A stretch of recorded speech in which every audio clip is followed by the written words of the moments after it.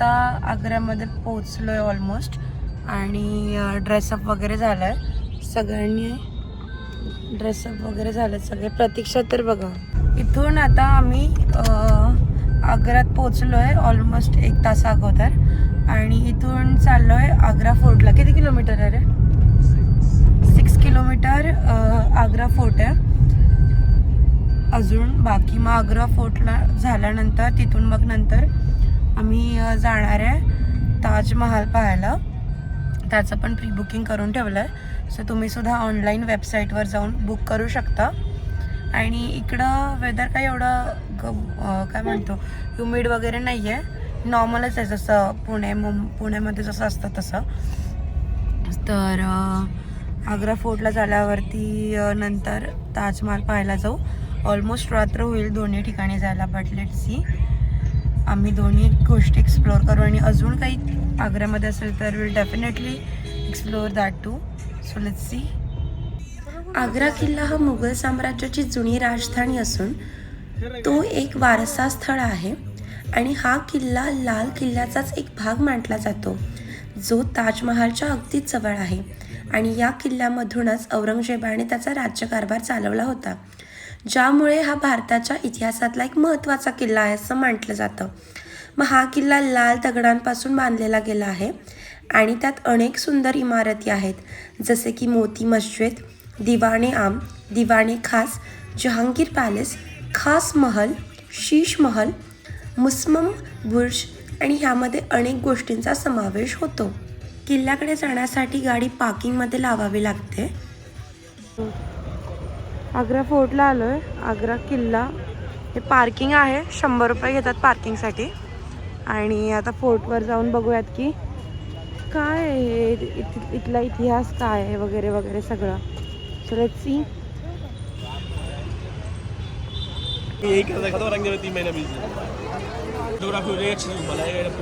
Ticket counter आहे and हा Agra fort आहे. आता मी आहे आग्रा फोर्टमध्ये and this is Agra fort guys. मस्त कन्स्ट्रक्शन आहे का गं. आणि हे खूप मोठं आहे ॲक्च्युली. याला फिरायलाच ऑलमोस्ट 1.5 hour लागेल. फोर्टच्या आत जाताना कृपया करून तुम्ही तुमचे बॅग्स आत घेऊन जाऊ नका, कारण चेकिंग लाईन खूप मोठी असते. त्याच्यामुळे तुमचे जे काही बॅग्स असतात त्या चेक करण्यासाठी खूप वेळ जातो. सो इट्स बेटर तुम्ही बॅग्स कॅरी करू नका. आणि मी चाललेले इथून शीश महलला. तर आग्रा किल्ल्यातील जो शीश महल आहे हा शहाजहानने 1631 ते 1640च्या दरम्यान बांधलेला एक उत्कृष्ट वास्तुविकार आहे. आणि तो ॲक्च्युली खास करून राणी आणि शाही महिलांसाठी एक तुर्की बाथ म्हणून वापरला जातो.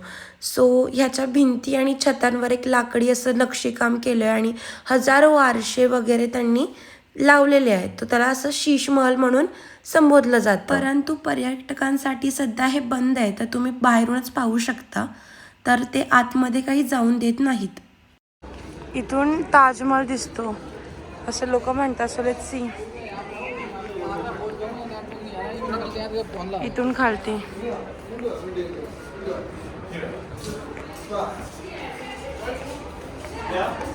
किधर दिख रहा है ताजमहल. ओके गाइस देखो, यहाँ हमें जाना है. इथं आपल्याला जायचं आहे आणि इथून ताजमहल दिसतो फोर्टवरून. इफ यू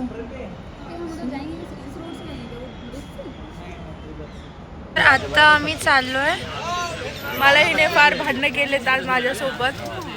मला घेऊ नको तुझ्या. तर आमचं नॉर्मलच आहे. नाही ले रे. तर आज आम्ही आत्ता चाललोय असं फेरीमध्ये बसून ताजमहाल पाहायला. आणि इथं हे गाईड लोक सतत कन्व्हिन्स करायचा प्रयत्न करतात तुम्हाला की 500 रुपये देतो, टूर्स पॅकेज घ्या, एव्हरीथिंग नाही का. पण असल्या लोकांच्या चंगोलमध्ये नाही फसायचं. काही नाही, फक्त एक 25 रुपीजचं फेरी. काय काय काय 25 रुपीजचं काय 25 रुपीजची फेरी घेऊन तुम्हाला बसायचं आहे एका रिक्षामध्ये, लोकल रिक्षामध्ये. जे गेटपर्यंत सोडून घेऊन जातात आणि तिथून ऑलमोस्ट एक 200 मीटरच वॉकिंग डिस्टन्सवरतीच ताजमहाल पाहायला भेटेल. सो या दॅट्स इट. सो त्याच्यामुळे हे पॅकेजेस टूर वगैरे काय घेऊ नका आणि ऑनलाईन तिकीट बुक करा मोस्ट प्रोबॅबली, कारण रांगेमध्ये उभं राहायला लागत नाही.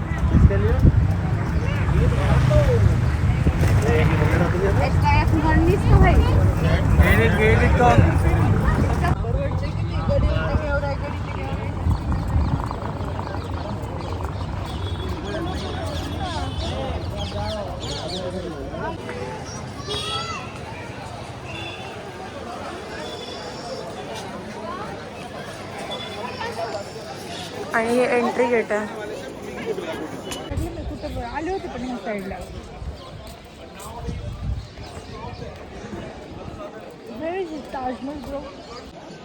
हे जे तुम्ही पाहताय हे गेट आहे. इथून आतमध्ये ताजमहलला जायला एंट्री होते.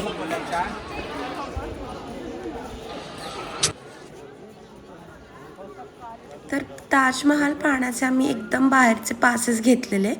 आतमधले म्युझियमचे पासेस आम्ही घेतले नव्हते, त्याच्यामुळे आम्हाला आत जाता आलं नाही आणि खूप क्राऊड असल्यामुळे तेवढं एन्जॉय नाही करता आलं. पण त्यातल्या त्यात मी आणि प्रतीक्षाने खूप सुंदर मेमरीज क्रिएट केल्या आणि आम्ही खूप वेळ ताजमहालकडे पाहत बसलो. आणि खरंच ताजमहाल खूप सुंदर आहे दिसायला. जर तुम्हाला हा व्लॉग आवडला असेल तर नक्कीच लाईक, शेअर आणि सबस्क्राईब करा आणि कमेंट करायला विसरू नका. Thank you so much.